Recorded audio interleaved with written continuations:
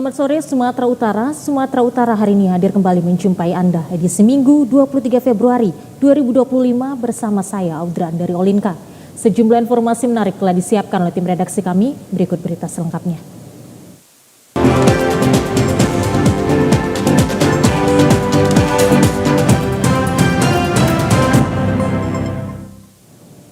Berita pertama datang dari Kabupaten Tapanuli Utara pemirsa. Satu orang DPO terkait kasus korupsi dari Kabupaten Mandailing Natal ditangkap tim Intel Kejari Taput bersama tim Tabur Kejaksaan Tinggi Sumatera Utara tadi malam di Tarutung yang sedang berjualan bakso.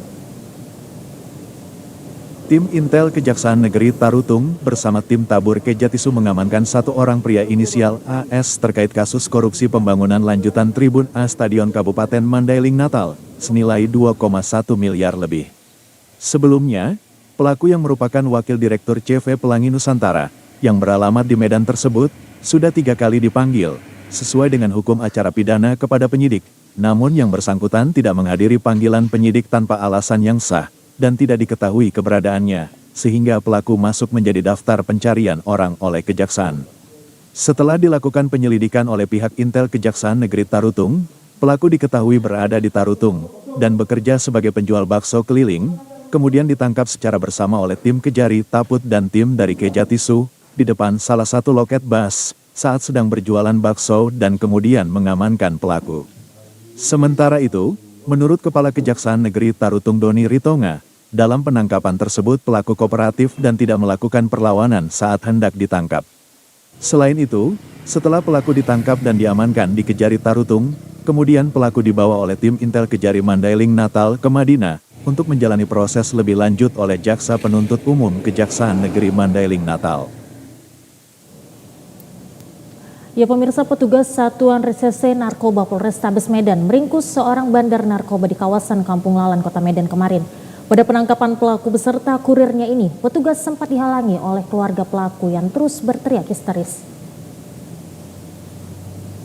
Penangkapan Syahrin yang merupakan bandar narkoba, kerap memasok narkoba di kawasan Kampung Lalang, Kota Medan, dalam operasi penggerebekan sarang narkoba oleh Satuan Reserse Narkoba Polrestabes Medan Selasa sore.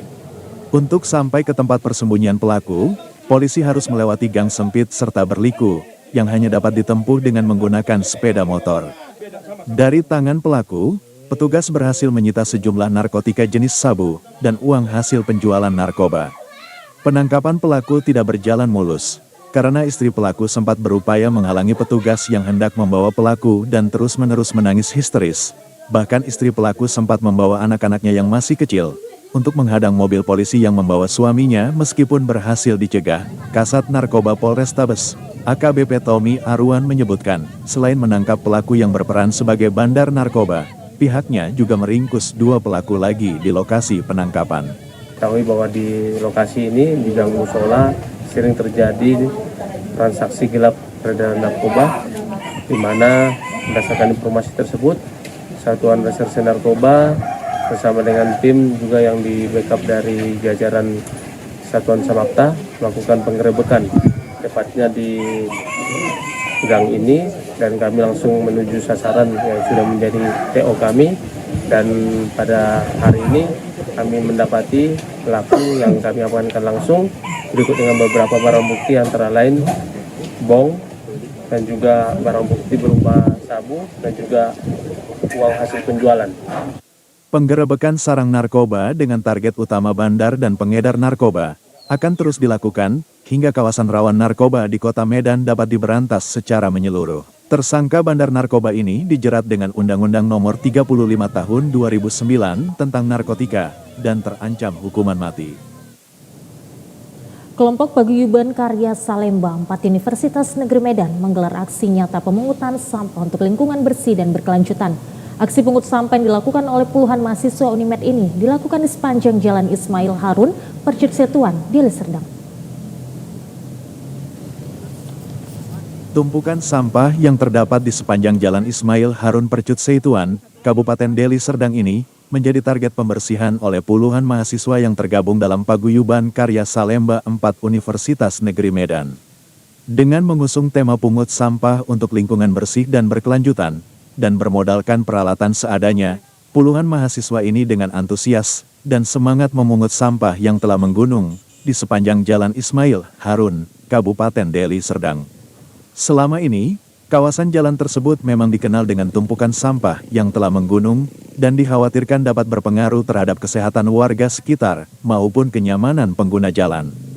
Hal inilah yang mendorong semangat dari puluhan mahasiswa dalam paguyuban karya Salemba 4 ini untuk melakukan pembersihan.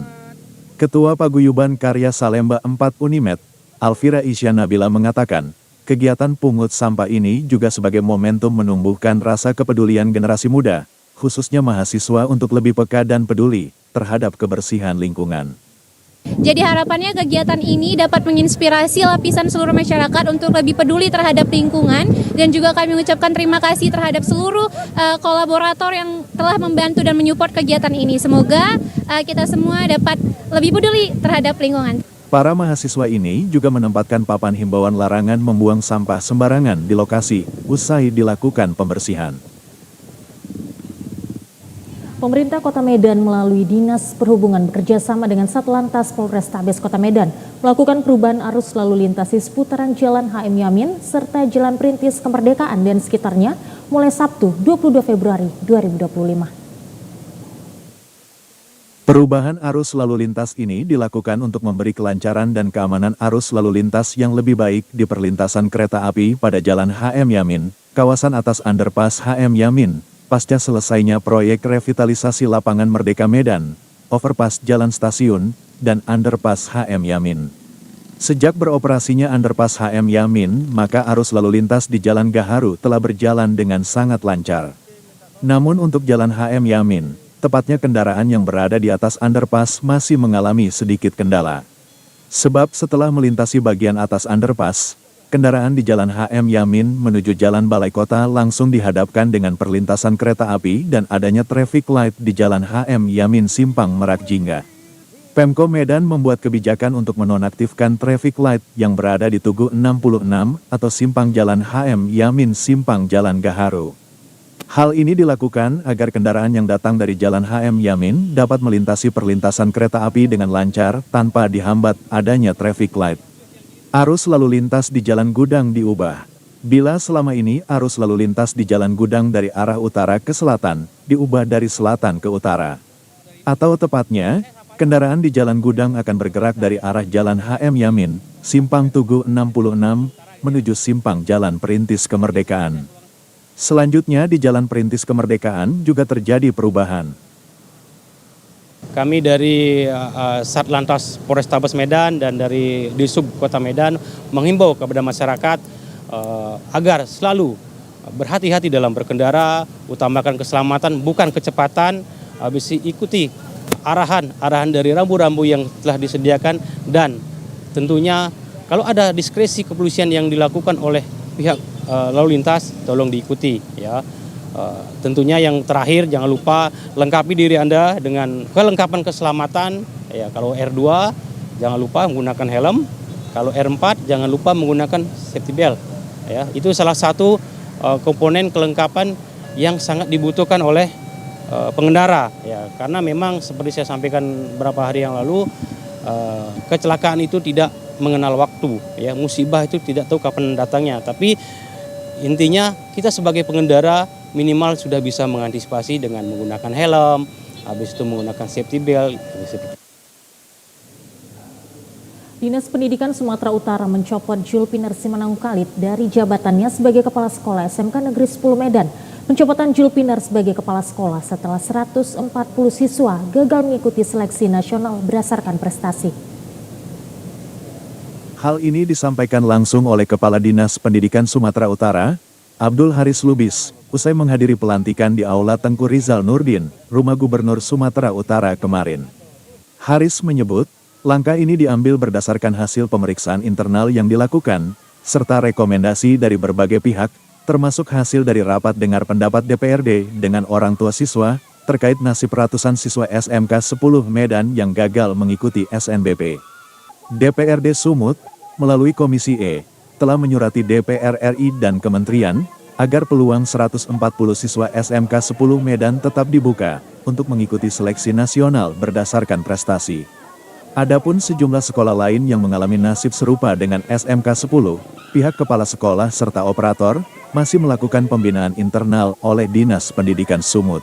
Sepertinya ke depannya, sudah ada beberapa kesepakatan kemarin Komisi E DPRD Provinsi Sumatera Utara, kita sudah ada dengar pendapat ya, dan Komisi E itu sudah melainkan surat juga meminta kepada Menteri ya dan ke DPR RI dukungan agar diberikan perpanjangan waktu, walaupun misalnya itu tidak terpenuhi, tapi sudah ada beberapa kesepakatan yang akan dilakukan terhadap siswa yang prestasi tersebut. Sebelumnya diberitakan ratusan siswa SMK 10 Medan menggelar aksi unjuk rasa di sekolah hingga memblokir jalan dan menyegel sekolah. Aksi ini merupakan bentuk kekesalan siswa akibat kelalaian sekolah sehingga mengakibatkan ratusan siswa gagal mengikuti SNBP. Pemirsa, kami akan segera kembali dengan sejumlah informasi lainnya. Tetaplah bersama kami di Sumatera Utara hari ini.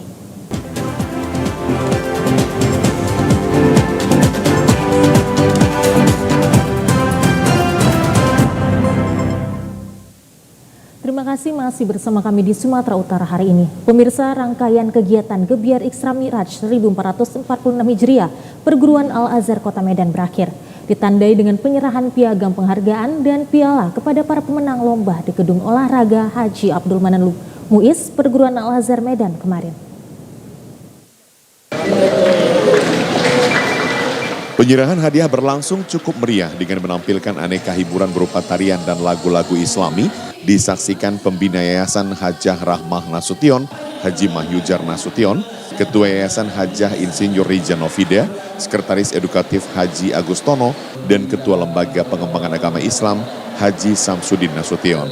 Sebelumnya perlombaan dalam rangka memperingati Isra Miraj 1446 Hijriah Perguruan Al-Azhar Medan telah digelar pada 10 hingga 15 Februari 2025 yang diikuti lebih 2.000 peserta berasal dari 510 sekolah dan madrasah se-Sumatera Utara. Pembina Yayasan Hajah Rahmah Nasution Perguruan Al-Azhar Medan, Haji Mahyujar Nasution mengatakan, peringatan Isra Miraj merupakan salah satu upaya untuk selalu mensiarkan agama Islam di kehidupan sehari-hari. Diharapkan dengan adanya Gebiar Isra Miraj ini, seluruh siswa di Perguruan Al-Azhar Medan dapat semakin meningkatkan keimanan dan ketakwaan, terutama ibadah sholat yang menjadi sentral peristiwa Isra Miraj. Haji Mahyujar Nasution mengucapkan selamat kepada para pemenang lomba agar dapat terus meningkatkan prestasi dan berupaya lebih giat lagi untuk tahun mendatang. Tentu tujuannya untuk meningkatkan prestasi dan kemampuan bakat dari siswa-siswi kita yang paling utama. Sekaligus kita mengukur juga secara Kota Medan kemampuannya sampai di mana, dan alhamdulillah insya Allah hari ini kita sudah selesaikan seluruh rangkaian perlombaan ini, sehingga diharapkan juara-juara ataupun prestasi-prestasi baru dapat diraih, sehingga kita punya kader-kader di masa datang untuk tingkat provinsi maupun tingkat nasional. Sementara itu, Ustadz Haji Muhammad Yasir Tanjung merasa bangga dengan Perguruan Al-Azhar Medan yang senantiasa merayakan hari-hari besar Islam bagi siswa. Dikatakan peristiwa Isra Miraj harus diteladani oleh umat Islam karena Allah telah mewahyukan kepada Nabi Muhammad SAW tentang perintah melaksanakan sholat 5 waktu. Dikatakan ibadah sholat memiliki keistimewaan dibandingkan dengan ibadah lainnya. Keluar sebagai juara umum lomba Gebiar Isra Miraj diraih Perguruan Al-Azhar Medan. Adapun jenis yang dilombakan meliputi lomba Asmaul Husna, lomba azan, lomba mewarnai dan menggambar, lomba tahfiz, MTQ, dan lomba dai cilik.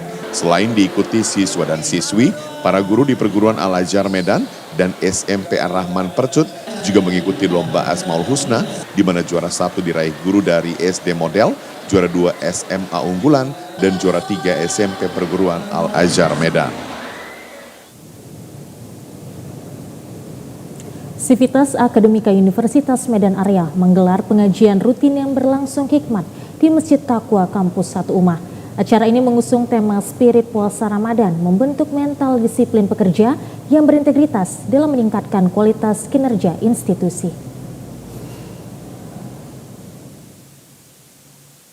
Ketua Badan Kenasiran Masjid At-Taqwa Umma Medan, Dr. Zainun mengatakan, kegiatan ini dalam rangka meningkatkan ibadah di bulan Syakban dengan terus menjalin tali silaturahmi dalam mempererat rasa kekeluargaan dan kebersamaan keluarga besar Universitas Medan Area yang sebentar lagi akan memasuki bulan suci Ramadan agar terus meningkatkan keimanan dan mendekatkan diri kepada Allah Subhanahu wa taala dengan selalu berbuat kebajikan yang diantaranya memperbanyak sedekah dan membaca sholawat khususnya menyambut bulan suci yang mulia ini. Kegiatan pengajian bulanan ini dalam rangka untuk mempererat tali silaturahmi. Hari ini kebetulan kita akan memasuki bulan Ramadan, maka temanya adalah Spirit Ramadan untuk meningkatkan kinerja pegawai dalam rangka untuk bekerja secara baik dan berintegritas di rumah ini. Kemudian kami juga melaksanakan santunan du'afa. Santunan du'afa ini adalah merupakan manifestasi perwujudan dari berbagai dari Bapak Ketua Yayasan Haji Muhammad Erwin Sirega dan keluarga. Setiap bulannya kami menyalurkan 50 santunan du'afa kepada orang-orang du'afa dan 50 untuk anak-anak yatim. Acara dihadiri oleh para dosen, mahasiswa, serta tenaga kependidikan Umma yang memenuhi Masjid At-Taqwa dengan suasana penuh kehangatan. Peserta pengajian terlihat antusias mengikuti setiap penjelasan dari Al-Ustadz Muhammad Bambang Irawan Huta Suhud berupa ayat Al-Quran dan hadis dan menyampaikan spirit puasa Ramadan dalam membentuk mental disiplin pekerja yang berintegritas dalam meningkatkan kualitas kinerja institusi. Rektor Umma Medan, Profesor Dadan Ramdan mengharapkan pengajian ini membawa keberkahan dan kebaikan seluruh sivitas akademika Umma, serta harapan agar kegiatan serupa terus berlanjut untuk memperkuat spiritualitas dan kebersamaan di lingkungan kampus. Kita sedang dalam suasana bahagia karena Universitas Medan Area sudah mendapatkan peringkat unggul ya dari BANPT. Itu patut kita syukuri.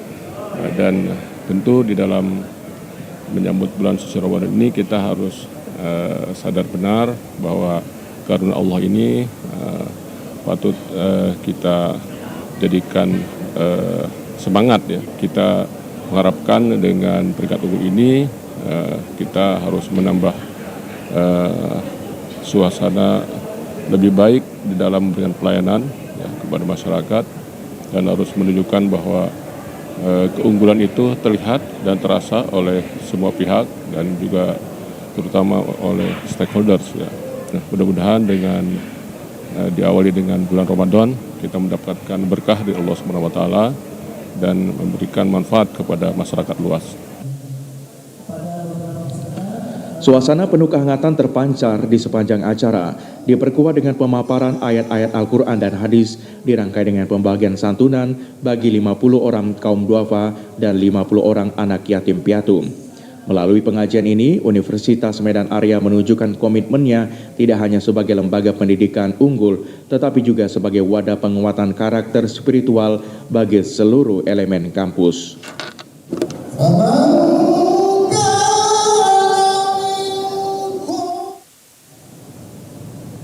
Fakultas Hukum Universitas Sumatera Utara menggelar kuliah umum bertajuk Penyelesaian Perselisihan Tenaga Kerja Asing di Indonesia. Kuliah ini disampaikan oleh Dr. Darmawan Yusuf yang dikenal sering menangani perkara besar dan banyak memenangi kasus hukum penting di Indonesia. Dalam kuliah umumnya, Dr. Darmawan Yusuf membahas berbagai aspek hukum terkait tenaga kerja asing di Indonesia, termasuk konflik yurisdiksi dalam penyelesaian sengketa tenaga kerja di kedutaan asing yang kerap terkendala oleh prinsip state immunity. Ketidakpastian hukum dalam penyelesaian perselisihan tenaga kerja asing, terutama bagi pekerja lokal di kantor kedutaan, menjadi tantangan besar dalam sistem hukum ketenaga kerjaan. Dibutuhkan reformasi kebijakan yang lebih tegas agar kepastian hukum dapat ditegakkan. Kuliah ini juga menyoroti studi kasus perselisihan tenaga kerja asing di Indonesia dan luar negeri, serta memberikan rekomendasi penyempurnaan sistem hukum ketenaga kerjaan Indonesia, termasuk peningkatan regulasi, mekanisme eksekusi putusan, serta koordinasi antar lembaga terkait. Sebagai bentuk apresiasi kepada mahasiswa yang aktif dalam sesi diskusi, Dr. Darmawan Yusuf membagikan buku karya tulis hukum terkait ketenaga kerjaan asing, hasil karyanya bersama para dosen dan profesor dari Universitas Sumatera Utara dan Universitas Indonesia. Kuliah umum saya ini memberikan pemahaman kepada adik-adik, hukum itu tidak selalu kita lihat, misalnya ada putusan yang sudah kita menangkan, belum tentu bisa dieksekusi. Jadi yang saya bahas tentang terkait tenaga kerja asing yang bekerja di kedutaan asing di Indonesia atau tenaga lokal yang bekerja di kantor kedutaan asing di Indonesia. Karena kita lihatnya simpel, sekilas ketika kita menangkan putusan itu di pengadilan, tapi ketika jurusita pengadilan mau eksekusi kedutaan asing tersebut tidak akan bisa. Kenapa? Ketika kita melangkah satu titik di pintu pagar aja, satu langkah aja itu sudah perwakilan negara lain. Berlaku prinsip ekstrateritorial. Seperti di Indonesia itu kan selama ini kasus-kasus yang menyangkut tenaga kerja asing atau tenaga kerja lokal kita yang bekerja di kedutaan asing itu tidak bisa dieksekusi. Walaupun sudah menang sampai tingkat Mahkamah Agung. Jadi putusannya hanya menang di atas kertas karena kita belum ada undang-undang yang bisa menguatkan ketika terjadi menang dalam suatu perkara ingkrah, tidak kalau misalnya ada undang-undang menyatakan bahwa bisa mengeksekusi harta kedutaan asing, harta bendanya, itu baru maksimal. Jadi saya harap itu bisa diundangkan seperti itu. Pesan saya kepada pemerintah, tolonglah dilihat tenaga kerja ini. Kasihan mereka sudah kerja dicampakkan begitu aja, ya kan? Harusnya pemerintah ini hadir ketika kalau dia sudah menang putusan, ya pemerintah harus hadir memfasilitasi. Dr. Darmawan Yusuf adalah lulusan Doktor Fakultas Hukum USU, memperoleh predikat cum laude. Melalui orasi ilmiah ini menjadi bagian dari program alumni mengajar yang bertujuan memberikan wawasan praktis kepada mahasiswa dalam menghadapi isu-isu hukum aktual. Dengan kuliah umum ini diharapkan, mahasiswa Fakultas Hukum USU dapat semakin memahami kompleksitas hukum ketenagakerjaan dan berkontribusi dalam menciptakan sistem hukum yang lebih adil bagi semua pekerja di Indonesia. Badan Musyawarah Masyarakat Minang bekerja sama dengan Korps Alumni HMI Kota Medan selenggarakan kegiatan bakti sosial dalam rangka menyambut Ramadan 1440 Hijriah dan Milad HMI ke-78. Kegiatan bakti sosial ini sebagai bentuk kepedulian dan tanggung jawab Badan Musyawarah Masyarakat Minang untuk dapat memberikan manfaat terhadap masyarakat Kota Medan. Adapun beberapa kegiatan bakti sosial yang dilaksanakan berupa hitanan massal untuk 100 orang anak, pemeriksaan kesehatan, dan pengobatan gratis. Ketua BM3 Sumut Haji Syahrudin Ali merasa bangga keberadaan BM3 dalam menyelenggarakan kegiatan bakti sosial. Secara nyata, BM3 telah banyak berkiprah dalam berbagai kegiatan sosial yang bermanfaat bagi masyarakat banyak di Sumatera Utara dan sekitarnya. BM3 selalu hadir di kegiatan kemanusiaan seperti bantuan bencana alam, kegiatan pelayanan sosial, pengobatan gratis, pembagian sembako, atau kegiatan sosial lainnya. Untuk membantu masyarakat yang membutuhkan, pihaknya juga mengajak semua warga yang tergabung dalam BM3 untuk turut berpartisipasi dalam kegiatan ini dan menjadi bagian dari upaya menyokong kemanusiaan. Sasarannya terutama adalah mendukung program pemerintah untuk menjadikan Indonesia sehat. Ya, jadi ini bagi kami semua, bagi masyarakat Minang di Sumatera Utara, merasa terpanggil untuk bagaimana menggerakkan aktivitas masyarakat di Sumatera Utara ini, termasuk kerjasama yang baik dengan UINSU, KAHMI, dan BM3 Sumatera Utara dan BM3 Kota Medan. Ketua BM3 Medan sekaligus Ketua KAHMI Medan Dr. Del Yuzar mengatakan, kegiatan yang dilaksanakan di Rumah Gadang Minang kantor BM3 Jalan Adinegoro Medan sejalan dengan program pemerintah, yakni mewujudkan kesehatan masyarakat. Sebagai pengurus BM3 akan senantiasa menyesuaikan program kerjanya dengan program pemerintah. Ada kerjasama yang kuat, memikirkan rakyat, memikirkan masyarakat kita, tidak hanya seremonial, tetapi berbuat nyata kepada masyarakat. Pada kegiatan ini juga dilakukan berbagai pameran produk UMKM dengan tujuan untuk meningkatkan kesejahteraan dan pemberdayaan ekonomi masyarakat. Konsulat Jenderal Tiongkok di Medan, Zhang Min, mengunjungi Pondok Pesantren Baitul Mustaghfirin Al-Amir Medan kemarin. Dalam kunjungan tersebut disambut pendiri Pondok Pesantren Buya Amiruddin MS serta bersilaturahmi dengan para guru dan juga murid. Dalam sambutannya, Zhang Min menegaskan komitmen Tiongkok untuk bekerja sama dengan berbagai sektor, termasuk komunitas agama, guna memperkuat persahabatan antara kedua bangsa. Zhang Min juga menekankan pentingnya pertukaran dan kerjasama antara wilayah konsuler dengan Tiongkok agar mencapai tingkat yang lebih tinggi. Dalam beberapa tahun terakhir, hubungan antara kedua negara telah memasuki tahap baru, pembangunan bersama komunitas senasib sepenanggungan. Presiden Prabowo juga telah berkunjung ke Tiongkok pada saat terpilih dan resmi menjabat sebagai presiden. Hal ini mencerminkan tingkat tinggi dan kekhususan hubungan kedua negara. Zhang juga menyoroti peran aktif Konsulat Jenderal Tiongkok dalam kerjasama sosial dengan organisasi Islam di Sumatera Utara. Salah satunya adalah donasi sembako kepada umat muslim yang membutuhkan selama bertahun-tahun, yang mencerminkan semangat kebersamaan dan pembangunan bersama. Dalam kesempatan itu, Zhang Min juga memberikan motivasi kepada para peserta didik agar belajar dengan giat dan berkontribusi bagi pembangunan nasional, sekaligus menjadi penerus persahabatan antara Tiongkok dan Indonesia di masa depan. Saya juga mendukung para siswa-siswi untuk dapat belajar dengan baik dan giat agar kedepannya bisa menjadi fondasi sebuah negara, kemudian juga bisa menjadi jembatan bagi hubungan Tiongkok Indonesia.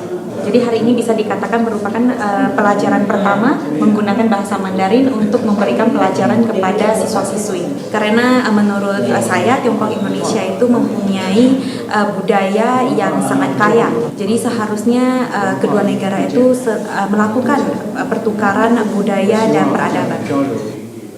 Sementara itu, pendiri Pondok Pesantren Baitul Mustaghfirin Al-Amir, Buya Amiruddin MS mengatakan, sangat berterima kasih atas kunjungan konjen Tiongkok ke Pondok Pesantren dan berharap hubungan Indonesia-Tiongkok semakin erat. Ini adalah merupakan bukti pesantren kita telah didengar, dikenal, dan diapresiasi oleh bangsa-bangsa di dunia. Beliau tadi menyampaikan motivasi yang sangat bagus, dan karena sekarang hubungan Republik Tiongkok dengan Indonesia semakin erat, untuk bisa lebih erat lagi, kita akan mempelajari budaya, dan salah satu budaya adalah bahasa. Maka beliau tadi sudah menjadi guru pertama bahasa Mandarin di pesantren kita. Kegiatan ini turut dihadiri oleh istri Konsul Jenderal Tiongkok, Liu Yuqing, Ketua Harian Inti Pusat, Indra Wahidin.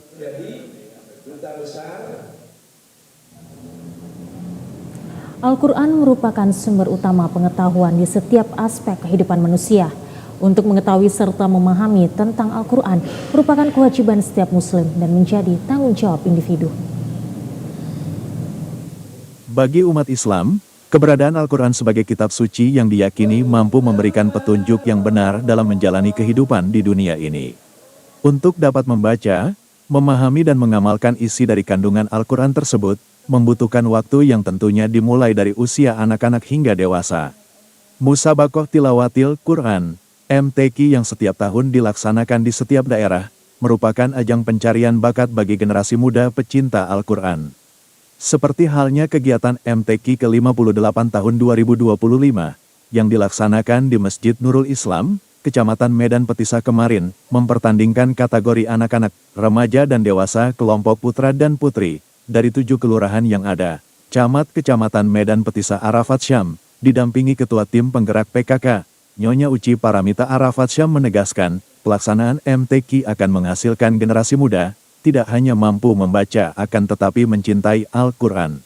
Mudah-mudahan dengan kegiatan ini dari Kecamatan Medan Petisa itu dapat memunculkan para generasi-generasi penerus dan muncul juga para juara-juara yang bisa nanti kami tampilkan pada MTQ baik itu tingkat kota, provinsi, maupun nanti tingkat nasional.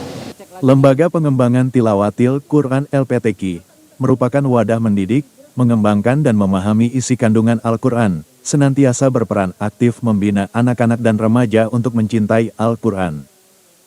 Ini juga kita harapkan peran dari orang tua yang mempunyai anak harus bisa memperhatikan anak-anak kita ke depan, sehingga mereka tidak lebih mencintai gadget mereka, Android mereka, tapi bagaimana juga bisa memperhatikan anak-anak kita ini supaya cinta kepada Quran. Jadi harapan kita juga kepada orang tua harus memperhatikan, apalagi Pemko Kota Medan itu membentuk namanya ada program Maghrib Mengaji. Jadi ini adalah satu gagasan pemerintah Kota Medan bagaimana supaya anak-anak kita tidak terlepas dari Al-Quran. Dan ini juga harus ada pengawasan dari orang tua, kemudian anak-anak kita juga diharapkan bisa menjalankan ini sehingga hal-hal yang tidak baik maka akan berkurang di Kota Medan apabila anak-anak kita dekat dengan Al-Quran. Pemirsa, kami akan segera kembali dengan sejumlah informasi lainnya. Tetaplah bersama kami di Sumatera Utara hari ini.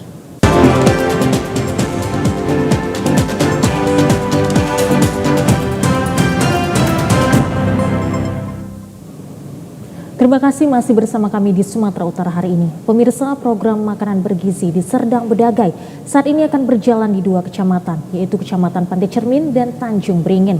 Dukungan dari instrumen UMKM seperti kantin sekolah terus dilakukan, kiranya program MBG secepatnya dilakukan. Program makanan bergizi gratis saat ini di Serdang Bedagai akan berlangsung. Informasi yang diperoleh, terdapat 2 kecamatan yang akan menjadi pilot project, yaitu Kecamatan Pantai Cermin dan Kecamatan Tanjung Beringin. Sejumlah persiapan terus dilakukan untuk mensukseskan program tersebut. Namun ada hal menarik dari pelaku UMKM kantin sekolah, yang seharinya berjualan makanan dan minuman di lingkungan sekolah tetap mendukung penuh program tersebut, meski kemungkinan besar omset penjualan menurun. Yasmin selaku pemilik kantin sekolah di SMK 1 Perbaungan mengatakan, mendukung penuh program MBG tersebut. Meski dampak omset penjualannya menurun, namun tetap menyambut baik MBG demi mencukupi gizi dan makanan untuk siswa-siswi di sekolah. Hal senada juga disampaikan Ospina, selaku pemilik kantin sekolah tetap mendukung penuh MBG tersebut. Namun berpendapat tetap berjualan, karena selesainya para siswa-siswi makan gratis tentunya untuk menjelang makan siang pastinya siswa-siswi lapar perlu jajan makanan dan minuman sambil menunggu waktu makan siang di rumah. Punya kantin di sini kita upayakan macam mana biar anak-anak tetap bisa apa. Tapi kan dengan adanya makan gratis itu ya menjadi agak kurang. Namun semua itu saya rasa tidak ada masalah. Tetap juga kantin Bapak buka ini ya? Ya tetap kita buka. Kenapa kira-kira? Ya kan dia kan udah kayaknya ada yang sarapan, nanti kalau apa dia sarapan lagi di sini gitu lagi ya kan. Berarti intinya Ibu mendukung makan bergizi gratis ini atau gimana? Iya nggak apa-apa. Nggak apa-apa ya. Kalau sedikit banyaknya nggak malah berpengaruh ya? Orang rezeki kan udah ada yang ngatur ya. Oh gitu Pak ya. Satu pekan jelang bulan suci Ramadan, harga daging ayam potong di pasar tradisional Kota Pandan, Tapanuli Tengah naik hingga Rp4.000 per kilogramnya. Saat ini, harga ayam potong dipatok pedagang di pasar tradisional Pandan, Kabupaten Tapanuli Tengah, telah mencapai harga Rp30.000 per kilogramnya, dari harga sepekan sebelumnya hanya berkisar Rp26.000 per kilogramnya. Menurut penjual ayam potong, kenaikan harga jual ayam potong terutama satu pekan jelang bulan suci Ramadan terjadi pada hari ini, dan kenaikan harga yang cukup lumayan tinggi tersebut cukup membuat pembeli khususnya ibu-ibu rumah tangga merasa keberatan dan memberikan imbas terhadap omset penjual. Selain itu, kenaikan harga ayam potong menurut penjual telah terjadi pada tingkat distributor ayam, sehingga para penjual pun terpaksa menaikkan harga dalam per kilonya. Kini para penjual ayam potong di pasar tradisional Kota Pandan memprediksi kenaikan harga akan terus terjadi semakin dekatnya bulan suci Ramadan. Akan naik lagi menjelang puasa ini? Naik, pasti naik. Kira-kira berapa nanti kenaikannya? Nggak tahu, belum lagi tentu. Selain harga ayam potong yang mengalami kenaikan, sejumlah bahan pokok khususnya cabai merah, bawang, dan tomat juga telah mengalami kenaikan harga. Federasi Persatuan Olahraga Berkuda Seluruh Indonesia atau Pordasi Provinsi Sumatera Utara menggelar musyawarah provinsi guna membentuk kepengurusan baru yang digelar di Aula Komite Olahraga Nasional Indonesia atau KONI Sumut di Jalan William Iskandar, Deli Serdang. Dalam musprov ini, Pordasi berjanji akan memfokuskan kepengurusan yang kedepannya pada aspek peningkatan prestasi. Pengurus Pordasi Sumut yang menaungi cabang olahraga berkuda pacu, berkuda memanah, pada kepengurusan baru Pordasi Sumut akan memfokuskan pada bidang pembinaan dan peningkatan prestasi dalam skala lokal, nasional maupun internasional.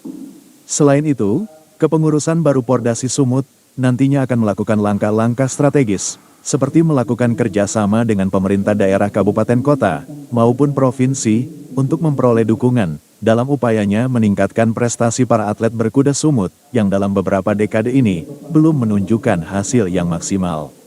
Ketua Kertaker Pordasi Sumut, Firdaus Tarigan menyebut, kepengurusan baru nantinya juga akan merangkul semua pihak, termasuk Pengprov Pordasi di kabupaten kota, yang selama ini kurang aktif untuk bersama-sama membangun prestasi cabang olahraga berkuda di Sumut. Kami akan merangkul seluruh teman-teman yang di luar supaya bersatu kembali, yang mungkin tertidur dibangunkan, agar Pordasi Sumut akan menjadi barometer kedepannya bisa menghasilkan atlet-atlet berprestasi, kuda-kuda yang sehat, yang siap akan membela di kejuaraan nasional, daerah, SEA Games dan kejuaraan internasional. Tapi dengan kami sebagai pengurus harus bersatu padu. Lahirnya kepengurusan Pordasi Sumut yang baru juga diharapkan mampu menyatukan kekompakan para atlet, pemerhati kuda, dan para pemilik venue agar nantinya dapat bekerja sama dalam pembinaan prestasi, terutama menuju ajang Pekan Olahraga Nasional 2028 nantinya. Komisi Penyiaran Daerah Sumatera Utara melakukan kunjungan ke kantor TVRI Sumatera Utara kemarin sore. Pada kunjungannya, KPID memastikan TVRI melaksanakan berbagai program siaran yang memberikan dampak positif bagi masyarakat. Kunjungan Ketua dan anggota KPID Sumatera Utara ke TVRI Sumatera Utara disambut Kepala TVRI Stasiun Sumatera Utara Tahrizal didampingi KPP Berita Rifandi Rusli. Ketua KPID Sumut, Anggia Ramadhani mengapresiasi TVRI Sumatera Utara meski mengalami efisiensi anggaran masih tetap menjalankan fungsinya sebagai lembaga penyiaran publik. Dikatakan, sejauh ini, pengawasan isi siaran TVRI dinilai KPID masih sesuai dengan standar penyiaran. Melalui konten siaran TVRI Sumatera Utara, dianggap mampu memberikan dampak positif bagi masyarakat Sumatera Utara. Sesuai dengan keberadaan lembaga penyiaran yang ada di daerah TVRI Sumatera Utara, juga senantiasa menyiarkan siaran konten lokal. Ketua KPID Sumut Anggia Ramadhani menyampaikan, memasuki bulan Ramadan, TVRI Sumatera Utara diharapkan menyiarkan berbagai program tentang syiar Islam yang dapat meningkatkan nilai keimanan umat muslim selama bulan Ramadan. Ia berpesan kepada TVRI agar lebih meningkatkan perannya sebagai lembaga penyiaran yang selalu menyampaikan informasi yang dibutuhkan masyarakat. Ya, selama ini ya alhamdulillah melalui pantauan kami KPI, TVRI sebagai konten yang hari ini yang kita lihat yaitu memang berdampak positif bagi masyarakat. Jadi kami ingin konten-konten yang bisa memberikan dampak positif bagi masyarakat ini terus berlanjut. Makanya kami datang kemari, kami berbicara dengan Pak Kepstar, berdiskusi supaya dengan adanya efisiensi ini jangan sampai berdampak terhadap kualitas isi siaran yang ada di TVRI. Karena TVRI merupakan ujung tombak informasi bagi masyarakat Sumatera Utara. Kepala Stasiun TVRI Sumatera Utara Tahrizal memaparkan berbagai program acara selama bulan Ramadan di TVRI Sumatera Utara. Pemirsa, berikut informasi perakiraan cuaca di sejumlah daerah di Sumatera Utara dari Badan Meteorologi, Klimatologi, dan Geofisika Wilayah 1 Medan yang berlaku pada hari Senin 24 Februari 2025. Halo Sobat BMKG, Assalamualaikum warahmatullahi wabarakatuh. Jumpa kembali bersama saya, Budi Prasetyo, Perakirawan Balai Besar Meteorologi, Klimatologi, dan Geofisika Wilayah 1 yang akan menyampaikan informasi perakiraan cuaca untuk esok hari, Senin 24 Februari 2025. Dini hari wilayah Sumatera Utara berawan. Pagi hari wilayah Sumatera Utara cerah berawan. Siang sore hari berpotensi hujan dengan intensitas ringan hingga lebat di wilayah Nias, Nias Selatan, Dairi, Umbang Asundutan, Pakpak Barat, Tapanuli Utara, Tapanuli Selatan, Tapanuli Tengah, Mandailing Natal, Toba, Labuan Batu Utara, Labuan Batu Selatan, Labuan Batu, dan sekitarnya. Malam hari berpotensi hujan dengan intensitas ringan hingga sedang di wilayah Langkat, Medan, Deli Serdang, Karo, dan sekitarnya. Suhu udara berkisar antara 15 hingga 33 derajat Celcius. Kelembaban udara berkisar antara 60 hingga 98%. Angin bertiup dari arah timur hingga barat dengan kecepatan berkisar antara 4 hingga 6 km per jam. Titik panas atau hotspot di Provinsi Sumatera Utara, pantauan tanggal 22 Februari 2025 terdapat 3 titik, yaitu 2 titik di Pematang Siantar dan 1 titik di Deli Serdang.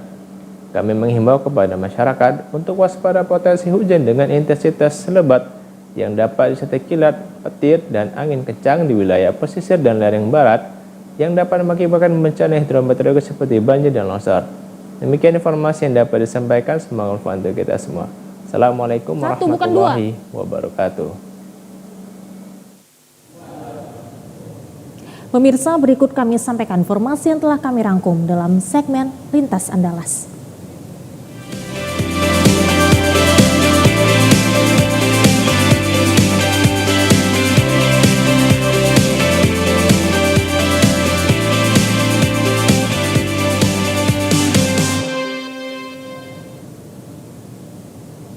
Gubernur Bengkulu Helmi Hasan melarang sekolah menahan ijazah murid serta menjual buku pelajaran dan LKS.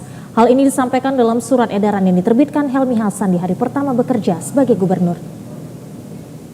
Gubernur Bengkulu Helmi Hasan melarang satuan pendidikan di Bengkulu baik SMA, SMK, dan SLB menahan ijazah murid dengan alasan apapun. Larangan ini tertuang dalam surat edaran gubernur yang diterbitkan Jumat kemarin. Dengan adanya kebijakan ini, Kepala Dinas Pendidikan dan Kebudayaan Provinsi Bengkulu, Saidirman, meminta masyarakat untuk segera mendatangi sekolah guna mengambil ijazah murid yang masih tertahan. Saidirman menyebut pihaknya juga akan melakukan pemetaan sekolah-sekolah yang menahan ijazah murid, serta akan melakukan pemantauan dan evaluasi untuk mencegah adanya penahanan ijazah di sekolah. Sekolah juga dilarang menjual buku pelajaran dan LKS.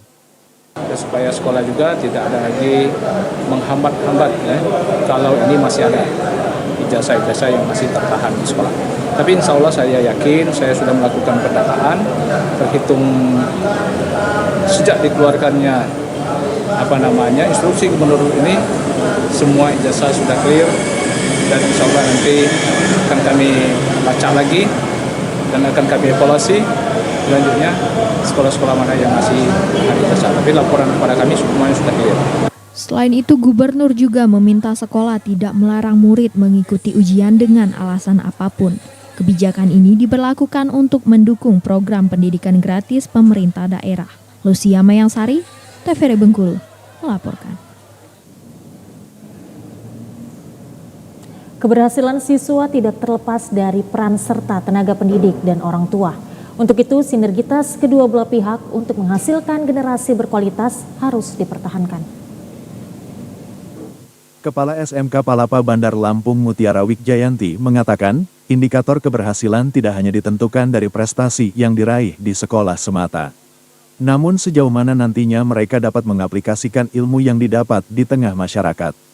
Terlebih bila siswa tersebut mampu melanjutkan ke jenjang yang lebih tinggi dan bergengsi, maka akan menjadi nilai tambah prestasi bagi siswa tersebut.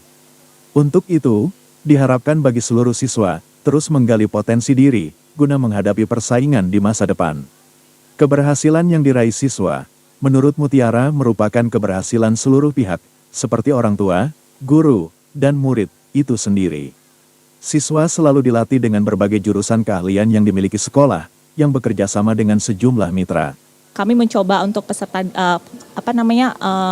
tenaga pendidik, yaitu melakukan pelatihan-pelatihan baik online maupun offline. Kami juga biasanya ada pelatihan, apalagi guru-guru jurusan ya, itu mereka pelatihan dengan Dudi seperti Ramayana, seperti Gael dan sebagainya. Dan untuk jurusan teknik sepeda motor itu biasanya dengan Yamaha seperti itu. Jadi guru-guru yang memang guru-guru merupakan tonggak utama untuk meningkatkan pendidikan, sehingga guru-guru lah awal dari bagaimana siswa itu dididik. Mutiara Wijjayanti juga menyatakan, keberadaan orang tua dan tenaga pendidik sebagai contoh utama bagi anak harus mampu menjadi suri tauladan dalam kehidupan sehari-hari, khususnya di lingkungan sekolah dan keluarga. Mutiara berharap, dengan dibangunnya sinergitas ini, perkembangan karakter anak ke arah yang lebih baik terbentuk maksimal. Pemirsa, demikian informasi tadi mengakhiri perjumpaan kita pada sore hari ini. Saya Udran dari Olinka beserta seluruh kerabat kerja yang bertugas mengucapkan terima kasih atas perhatian Anda. Selamat sore dan sampai jumpa.